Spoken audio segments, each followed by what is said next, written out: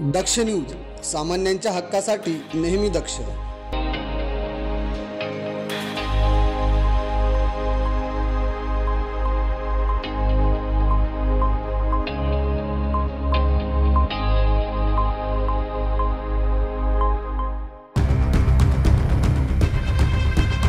नाशिक शहर गुन्हे शाखा युनिट क्रमांक 2च्या पथकाने सलग कारवाई करून 3 वेगळे गुन्हे उघडकीस आणलेत।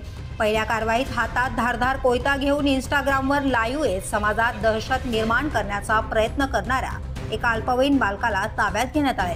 लेखानगर परिसरात सापळा रचून त्याला पकडण्यात आले आणि त्याच्याकडून 500 रुपयांचा धारदार कोयता जप्त करण्यात आलाय। या प्रकरणी अंबड पोलीस ठाण्यात भारतीय हत्यार कायदा आणि महाराष्ट्र पोलीस कायद्यानुसार गुन्हा दाखल करण्यात आलाय। तर दुसऱ्या कारवाईत नाशिक रोड परिसरात छापा टाकून घरगुती गॅस सिलेंडरमधून मशीनद्वारे अवैधरित्या वाहनांमध्ये गॅस भरणारे काम उघड झाले। पोलिसांनी विशाल बाजीराव बोंडारे याला अटक करून 85,200 रुपयांचा मुद्देमाल जप्त केलाय। त्याच्यावर भारतीय न्याय संहिता कलम 287 व जीवनावश्यक वस्तू कायद्यानुसार नाशिक रोड पोलीस ठाण्यात गुन्हा दाखल करण्यात आलाय।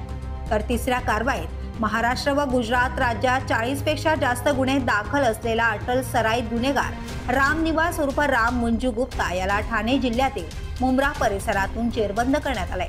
त्याच्याकडून 60,000 रुपयांची बर्गमॅन मोपेड गाडी जप्त झाली असून नाशिकमधील वाईन शॉप फोडीचे 4 गुन्हे उघडकीस झाले।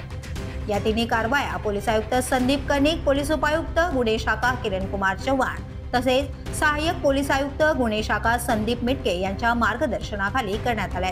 या कारवाईत सहाय्यक पोलीस निरीक्षक हेमंत तोडकर, सहाय्यक पोलीस निरीक्षक डॉक्टर समाधान हिरे, पोलीस उपनिरीक्षक प्रेमचंद गांगुर्डे, मुख्तार खान पठाण, यशवंत बेंडकोळी, अतुल पाटील, प्रकाश महाजन, पोलीस हवालदार चंद्रकांत गवळी, नंदकुमार नांदुर्डीकर, संजय सानप, मनोहर शिंदे, पोलीस अंमलदार प्रवीण वानखेडे, महेश खांडबहाले, तेजस मते, सुनील खैरनार, नितीन फुलमाळी, मनोज परदेशी यांनी केली आहे। या यशस्वी मोहिमांमधून नाशिक शहर गुन्हे शाखा युनिट क्रमांक 2ने पुन्हा एकदा कायदा व सुव्यवस्थेच्या अंमलबजावणीत आपली कर्तव्य दक्षता सिद्ध केली आहे। प्रवीण सुरुडे, दक्ष न्यूज, नाशिक।